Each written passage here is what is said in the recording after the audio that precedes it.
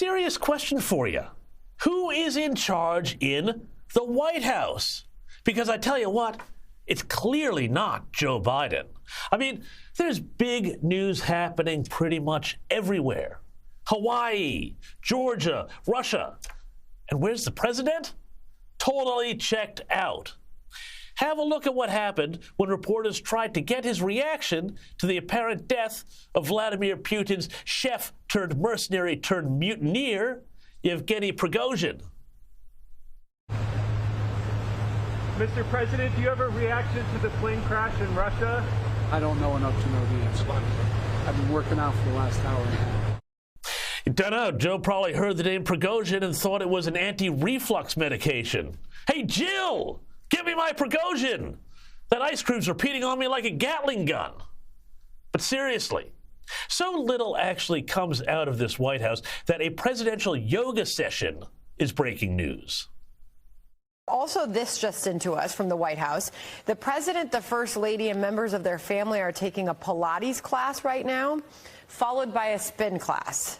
This is out of the White House. Breaking news. This took place at the $18 million Lake Tahoe waterfront home of billionaire climate investor Tom Steyer, and was the same holiday compound that Biden very briefly left to go visit the ruins in Maui last week. Working out while major news breaks out of Russia, holidaying at a billionaire's villa while Hawaii burns, and making it all about him. We have a little sense, Jill and I, what it's like to lose a home. Years ago, now 15 years ago, I was in Washington doing Meet the Press. It was a sunny Sunday, and lightning struck at home on a little lake. It's outside of our home, not a lake, a big pond, and hit a wire and came up underneath our home into the heating ducts, the air conditioning duct. To make a long story short, I almost lost my wife, my 67 Corvette, and my cat.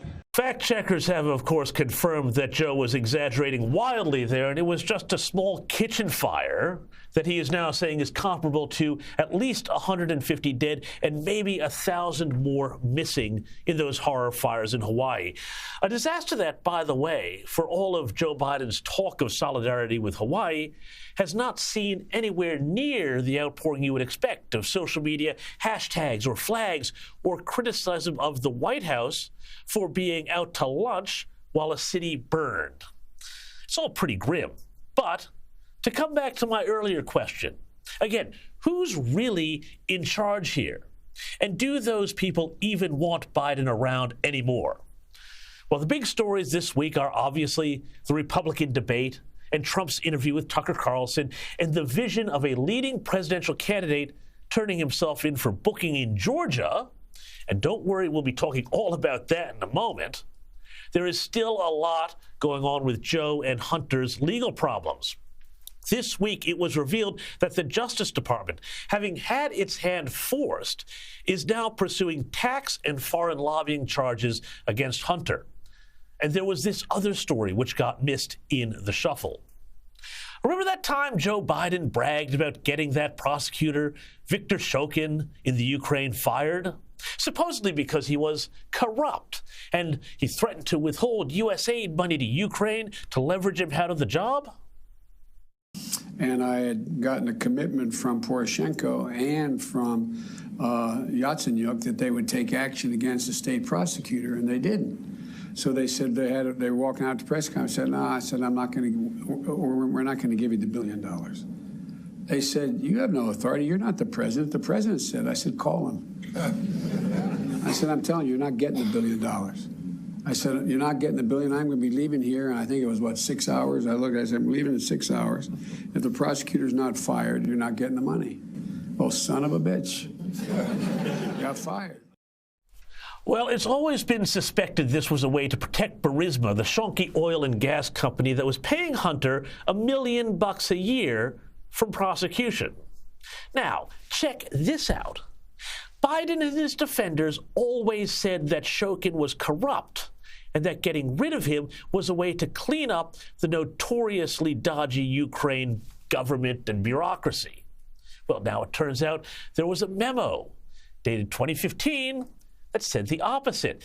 This document stated that, quote, Ukraine has made sufficient progress on its reform agenda to justify a third guarantee of U.S. loans and aid. And one U.S. official even went out of his way in that document to praise Shokin specifically.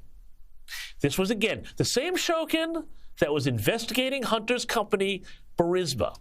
I mean, it's not hard to paint a picture of what was going on here, is it? But you know, I don't believe in coincidences. So why is this news dribbling out now? Well, I've said for months that I do not believe the Democrats will wind up going to next November with Joe Biden on the ballot. And the brewing corruption scandal, plus Joe Biden's increasingly obvious failure to engage with the job, will give them just the excuse they need to move him on in favor of someone else.